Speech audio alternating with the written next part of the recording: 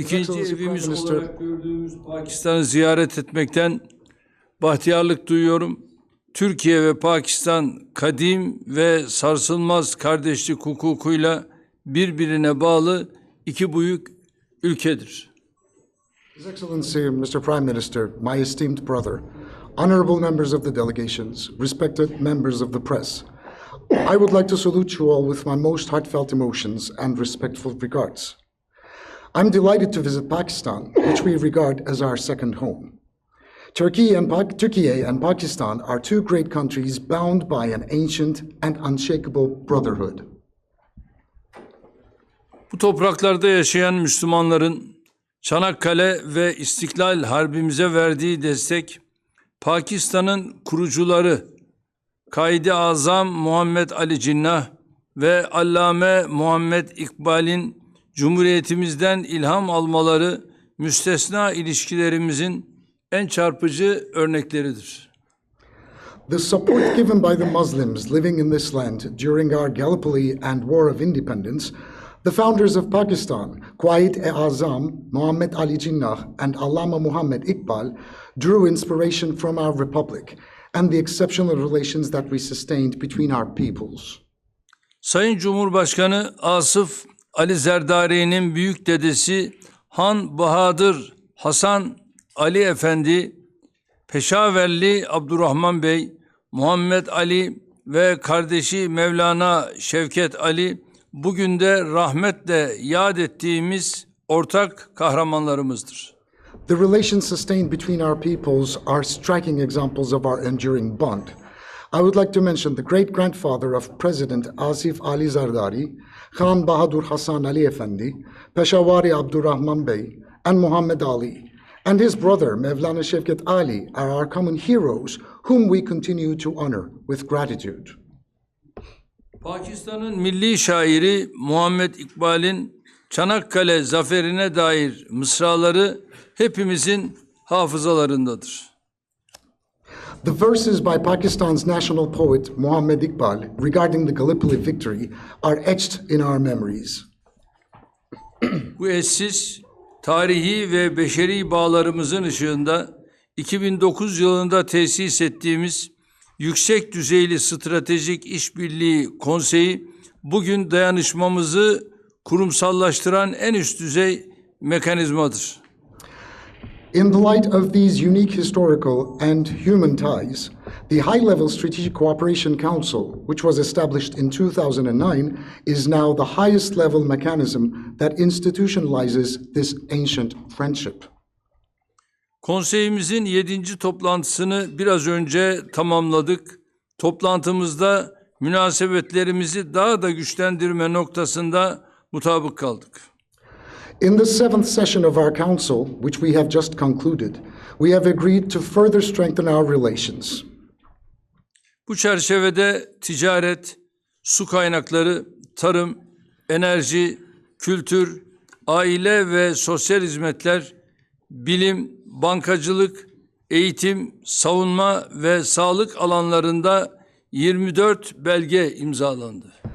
Within the framework of this visit, we have signed a total of 24 agreements and MOUs in the fields of trade, water resources, agriculture, energy, culture, family, and social services, along with science, banking, education, defense, and health.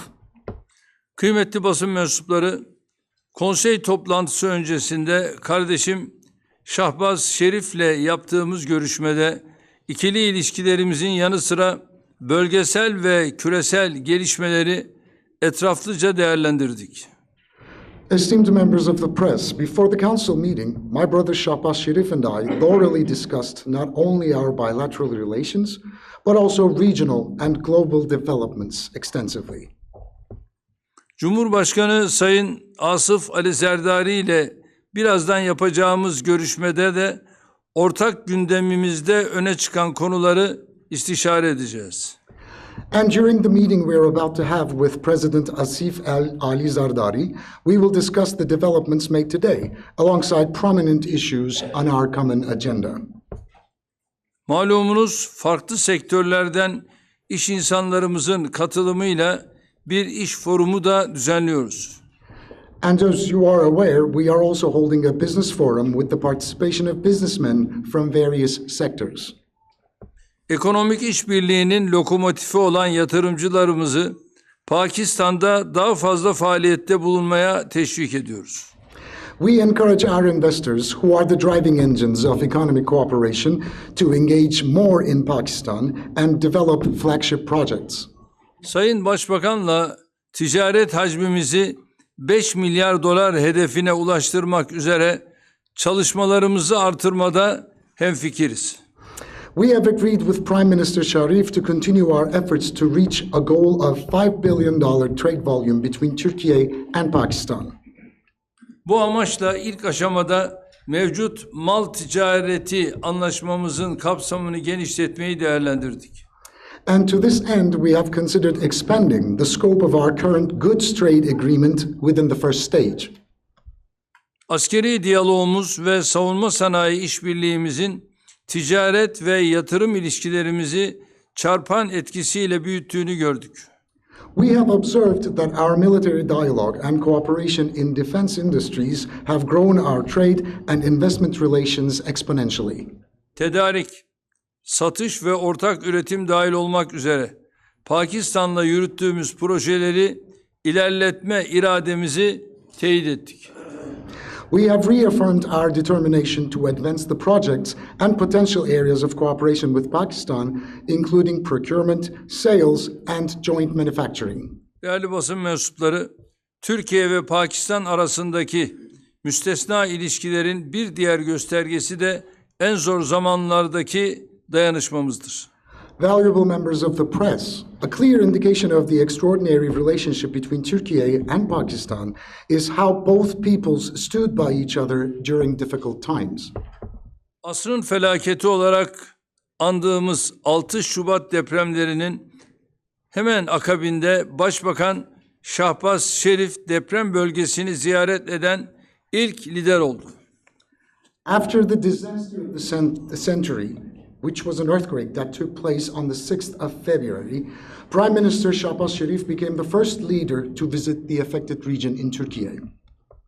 Cumhurbaşkanından sokaktaki vatandaşa kadar her düzeyde sunulan taziye ve destek mesajları Pakistanlı kardeşlerimizin milletimizle gönül bağının en halisane örnekleriydi. The messages of condolences and support from the President to the citizen on the street were the purest examples of our deeply heartfelt bond between our two peoples. Hiçbir zaman unutmayacağımız bu dayanışma için Pakistan halkına bir kez daha en kalbi şükranlarımı sunuyorum. I would like to once again extend my deepest gratitude to the people of Pakistan for their unparalleled solidarity that we shall never forget. Pakistan'ın terörle ve bölgesel istikrara yönelik tehditlerle mücadelesindeki büyük fedakarlıklarını takdir ediyoruz. We appreciate Pakistan's great sacrifices in its fight against terrorism and regional stability threats. Terörün her türlüsüyle mücadelesinde Pakistan'a olan desteğimizi tekrar vurguluyoruz. We would like to re-emphasize our unconditional support to Pakistan in its fight against all forms of terrorism. Pakistan'da yaşanan terör saldırılarında şehit düşen askerler ile hayatını kaybeden Pakistanlı kardeşlerimize Allah'tan rahmet, yaralılara acil şifalar diliyorum. We express our condolences to the heroic soldiers martyred in terrorist attacks in Pakistan and to the Pakistani citizens who have lost their lives. I pray for an expeditious recovery for the wounded, and I pray mercy for the martyrs. Biz de YPG, PKK, DAEŞ ve FETÖ dahil terörün her türüyle mücadelemizde Pakistan'ın güçlü desteğini hissediyoruz. We have also felt Pakistan's strong support in our fight against terrorism, including terrorist organizations such as YPG, PKK, ISIS, and FETÖ. FETÖ'nün Pakistan'da terör örgütü olarak ilanı gibi bu örgüte ait okulların Maarif Vakfı'na devredilmesi terörle mücadelede ortak kararlılığımızın en anlamlı çıktılarıdır. The designation of FETÖ as a terrorist organization in Pakistan and the transfer of its schools to the Turkish Maarif Foundation are among the most meaningful outcomes of our joint determination in the fight against terrorism. Türkiye bursları, Yunus Emre Enstitümüz ve Maarif Vakfımız vasıtasıyla ülkelerimiz arasındaki dostluğun genç kuşaklarımıza aktarılması için çabalarımızı sürdüreceğiz. Through Turkey scholarships, the Yunus Emre Institute and the Maarif Foundation, we will continue to work hard to pass on the friendship and solidarity between our countries to the younger generations. Devletimiz ve milletimiz dün olduğu gibi bugün de Keşmirli kardeşlerimizle dayanışma içindedir. Our state and our nation, as it were in the past, stand in solidarity with our Kashmiri brothers today. Türkiye olarak Keşmir sorununun diyalog yoluyla Birleşmiş Milletler kararları temelinde ve Keşmirli kardeşlerimizin beklentileri gözetilerek çözülmesine olan desteğimiz bakidir. As Turkey, we will continue our firm support for the resolution of the Kashmiri issue through dialogue, based on relevant UN resolutions, while keeping in mind the expectations of the Kashmiri people. Pakistan'ın Kıbrıs Türk'ünün haklı davasına olan desteği bizim için son derece anlamlıdır. Pakistan's support for the rightful cause of the Turkish Cypriots is of great significance to us. Pakistan'ın Filistin meselesindeki dirayetli duruşunu da takdirle karşıladığımızı özellikle belirtmek isterim. And I cannot fail to mention especially Pakistan's unwavering stance on the Palestinian issue. Pakistan'la gerek Birleşmiş Milletler, gerek İslam İşbirliği Teşkilatı ve diğer platformlarda Filistinli kardeşlerimizin haklı davalarına gereken desteği vermenin gayretindeyiz. In recent times, we have made every effort possible alongside Pakistan at the UN, the OIC, and other international platforms to provide the necessary support for the legitimate rights of our Palestinian brothers. Bilhassa Gazze'li kardeşlerimizi vatanlarından koparma gibi hukuk ve vicdan dışı tekliflerin olduğu bir dönemde bu kararlı tavrımızı güçlendirmemiz gerektiğine inanıyoruz. And I believe this is a ninth time that we strengthen our cooperation and our stance, especially while we are going through a time where illegitimate calls and non-conscientious projects are being developed against our Gazan brothers and Palestinian brothers and sisters. 1967 sınırları temelinde başkenti Doğu Kudüs olan coğrafi bütünlüğe sahip bağımsız ve egemen Filistin devleti tesis edilmesi için sabırla mücadele edeceğiz. We will continue to work together to establish an independent and a sovereign Palestinian state with East Jerusalem as its capital, based on the 1967 borders, and to ensure that the Palestinian people reach the position that they deserve.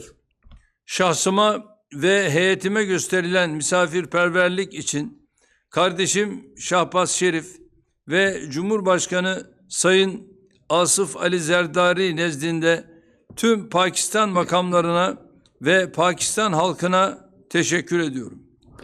I would like to express my sincere thanks to my dear brother, Shahbaz Sharif, President Asif Ali Zardari, and all the Pakistan authorities and the brotherly people of Pakistan for the hospitality extended to me and my delegation. Yüksek düzeyli Stratejik İşbirliği Konseyi toplantımızın ve imzaladığımız anlaşmaların ülkelerimize ve bölgemize hayırlı olmasını temenni ediyorum. I hope that the outcomes of high-level Strategic Cooperation Council meetings and the agreements we signed will be beneficial for our countries and our region. Sözlerime bu düşüncelerle son verirken Şahbaz kardeşime birazdan teslim edeceğim yerli elektrikli otomobilimiz TOG'un Türkiye ve Pakistan dayanışmasının nişanelerinden biri olmasını ümit ediyorum. With these thoughts, I would like to conclude my words, hoping that the domestic electric car, which is TOG, which I will soon present to Brother Shahbaz, will serve as a symbol of Turkey and Pakistan's solidarity.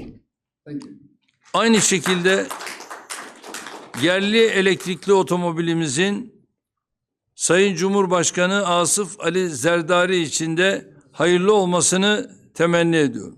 I hope and pray that our domestic electric vehicle talk will also be useful for His Excellency Mr. President Asaf Ali Zardari.